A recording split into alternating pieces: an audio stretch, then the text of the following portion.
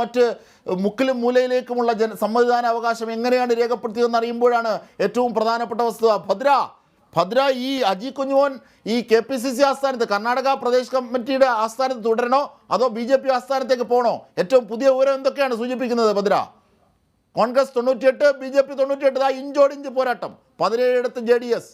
കുമാരസ്വാമിയുടെ മനസ്സിൽ ലഡു പൊട്ടുമോ? പോരാട്ടം 98 ഭദ്ര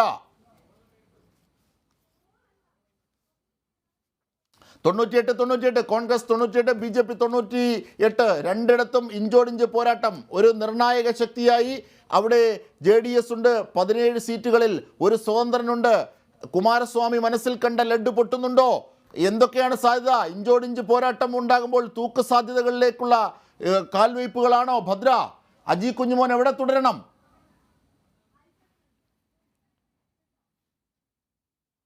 തീർച്ചയായും എബിയിലേക്കും. അജിംഷാദ് ഇതിലിപ്പോൾ രാവിലെ മുതൽ അജി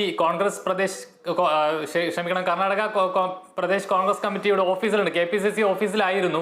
അപ്പോൾ തന്നെ ഞാൻ ചോദിച്ചൊരു കാര്യം, പൊതുവെ ബംഗളൂരുവിലും കർണാടകയിലും ഒക്കെ നല്ല തണുപ്പാണ്. ഏതെങ്കിലും തരത്തിലുള്ള ഒരു തെരഞ്ഞെടുപ്പ് ചൂടിലേക്ക് കർണാടക പോകുന്നുണ്ടോ, ഈ കോൺഗ്രസ് ക്യാമ്പുകളൊക്കെ പോകുന്നുണ്ടോ എന്നാണ്. പക്ഷേ രാവിലെ ആദ്യഘട്ടത്തിലൊന്നും കോൺഗ്രസ് ക്യാമ്പുകളിൽ ആളില്ലാത്ത പ്രശ്നം ഉണ്ടായിരുന്നു, ഈ ഓഫീസുകളിലൊന്നും ആളുണ്ടായിരുന്നില്ല. എന്നാൽ ഇനിയിപ്പോൾ ഓഫീസുകളൊക്കെ ഒന്ന് ചൂട് പിടിക്കുമെന്നാണ് തോന്നുന്നത്. അജിയോടൊന്നും ചോദിക്കണം അത്.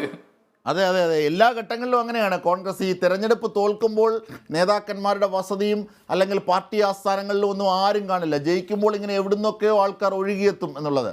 സോണിയാഗാന്ധി മത്സരിക്കാതിരിക്കുന്നു എന്നൊക്കെ പറയുമ്പോൾ തോക്കുമായി നിന്ന ആ ഘട്ടങ്ങളൊക്കെ നമുക്ക് ഓർമ്മയുണ്ട്. പക്ഷേ അങ്ങനെയുള്ള ചില ഘട്ടങ്ങളിൽ ഒഴുകി. എന്തായാലും 102 കോൺഗ്രസ് കയറുന്നു.